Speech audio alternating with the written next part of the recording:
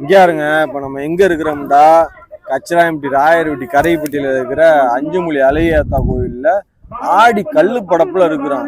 சுத்துப்பட்டில் ரொம்ப விசேஷமான ஒரு திருவிழா. எப்படின்டா எல்லாரும் நேர்ந்துக்கிட்டு சுத்துப்பட்டில் இருக்கிற கிராம சனங்க சாவை ஆடுலாம் முதல் நாள் கொண்டாந்து கொடுத்துருவாங்க.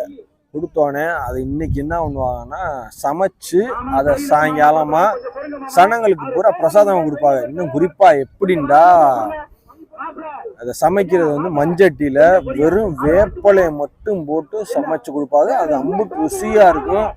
அது வந்து இந்த சுத்திப்பட்டு சனங்களுக்கு எம்பிட்டுக்குதானா கையில ஒரு ரூபா கொடுத்தா ஒருத்தனுக்கு எப்படி சந்தோஷமா இருக்கும்.